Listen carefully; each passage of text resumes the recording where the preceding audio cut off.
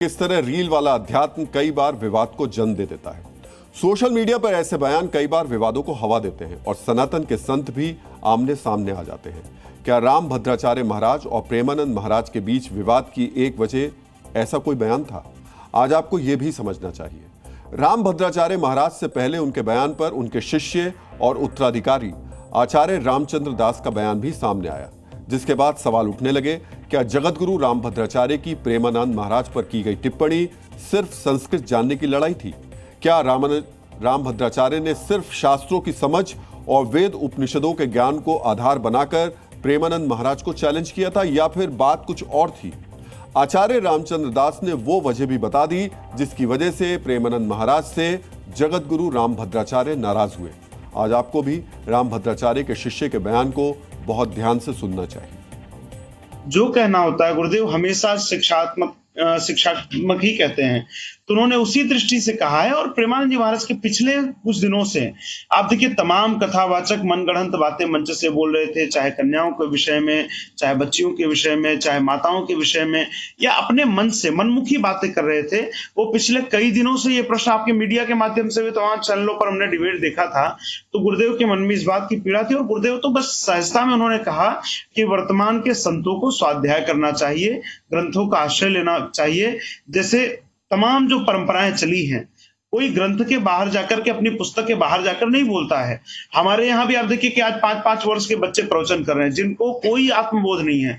जिसको स्वयं का आत्मबोध नहीं हो, दूसरों का क्या कल्याण करेगा? इस नाते पहले स्वाध्याय करें, और स्वाध्याय करने के बाद जब उनके अंदर स्वयं ज्ञान की अनुभूति हो, तब जाकर के वो समाज को नई प्रेरणा दे। गुरुदेव ने इस दृष्टि से कहा, क्योंकि वो जगतगुरु हैं और समाज को उपदेश देना, समाज को निर्देशित करना, ये उनका कार्य है। यानी जगतगुरु राम भद्राचार्य के उत्तराधिकारी माने जा रहे आचार्य रामचंद्र दास का मानना है, प्रेमानंद महाराज की लड़कियों को लेकर की गई टिप्पणी से राम भद्राचार्य आहत हुए। इस बयान की वजह से ही उन्होंने प्रेमानंद महाराज को सलाह दी कि वो ग्रंथों को पढ़ें। जगतगुरु राम भद्राचार्य चाहते हैं कि जो कुछ ग्रंथों, वेदों और पुराणों में लिखा है वो ही बात संत समाज को बताएं, और जिनके पास इनका अध्ययन नहीं है वो इससे दूर रहे। यानी जगतगुरु राम भद्राचार्य के शिष्य के मुताबिक प्रेमानंद महाराज के इस बयान से राम भद्राचार्य को परेशानी हुई और उन्होंने प्रेमानंद महाराज को संस्कृत और शास्त्रों को पढ़ने के लिए कहा। आज आपको भी ये जानना चाहिए, आखिर भारतीय संस्कृति को जानने के लिए संस्कृत जानना क्यों जरूरी है?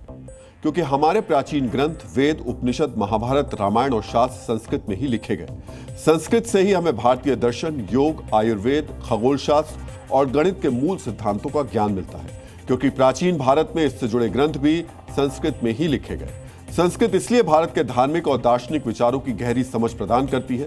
इसीलिए संस्कृत को भारत की सांस्कृतिक एकता और ऐतिहासिक परंपराओं को भी संजोए रखने वाली भाषा कहा गया।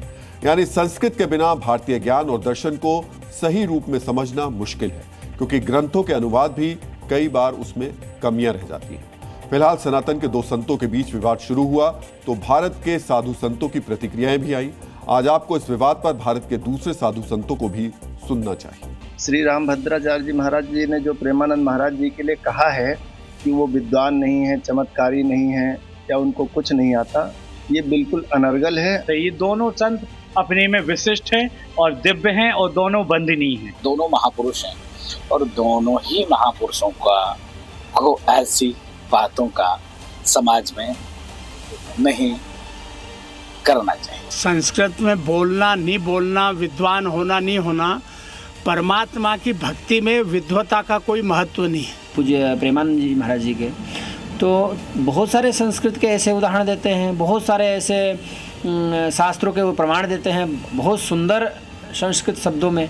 तो ये नहीं कहा जा सकता है कि वो संस्कृत नहीं जानते हैं। राम भद्राचार्य जी महाराज के मुख से ऐसी वाणी शोभा नहीं देती।